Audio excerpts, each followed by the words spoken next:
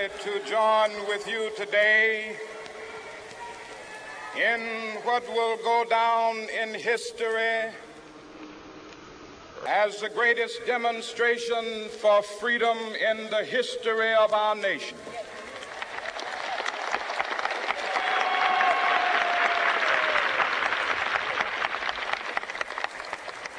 Five score years ago, a great American in whose symbolic shadow we stand today signed the Emancipation Proclamation. This momentous decree came as a great beacon light of hope to millions of Negro slaves who had been seared in the flames of withering injustice. It came as a joyous daybreak to end the long night of their captivity. But 100 years later, the Negro still is not free. 100 years later, the life of the Negro is still sadly crippled by the manacles of segregation and the chains of discrimination. 100 years later, the Negro lives on a lonely island of poverty in the midst of a vast ocean of material prosperity. I have a dream that one day this nation will rise up and live out the true meaning of its creed. We hold these truths to be self-evident, that all men are created equal.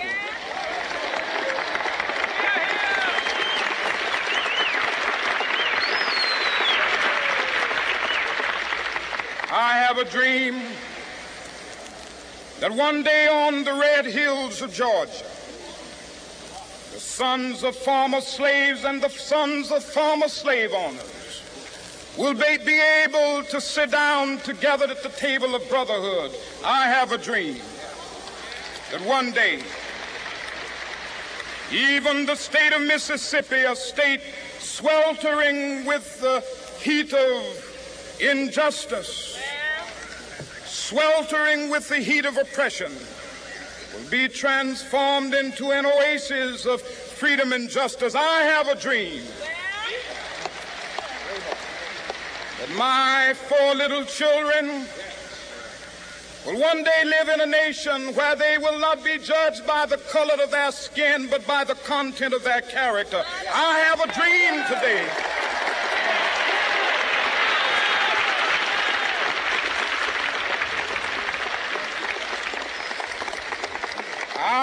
a dream that one day down in Alabama, with its vicious racists, with its governor having his lips dripping with the words of interposition and nullification, one day right there in Alabama, little black boys and black girls will be able to join hands with little white boys and white girls as sisters and brothers. I have a dream today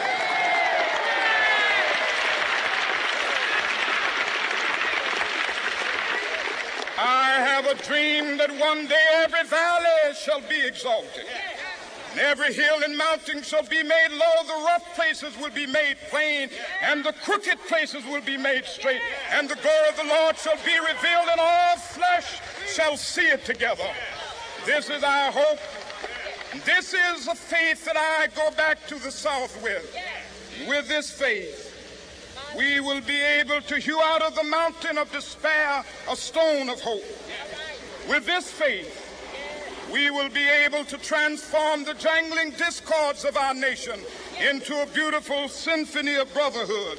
With this faith, we will be able to work together, to pray together, to struggle together, to go to jail together, to stand up for freedom together, knowing that we will be free one day.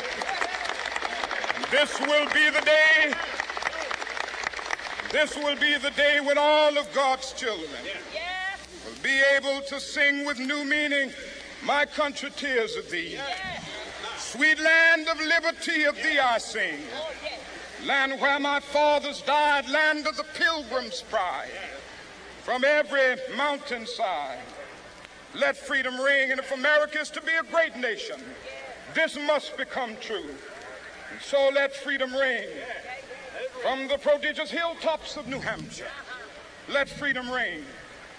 From the mighty mountains of New York, let freedom ring. From the heightening Alleghenies of Pennsylvania, let freedom ring. From the snow-capped Rockies of Colorado, let freedom ring. From the curvaceous slopes of California. Not only that, let freedom ring from Stone Mountain of Georgia.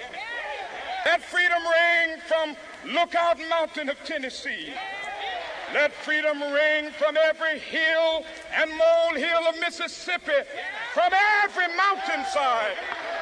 Let freedom ring. And when this happens, when we allow freedom ring, when we let it ring from every village and every hamlet, from every state and every city, we will be able to speed up that day when all of God's children, black men and white men, Jews and Gentiles, Protestants and Catholics, will be able to join hands and sing in the words of the old Negro spiritual. Free at last, free at last. Thank God Almighty, we are free at last.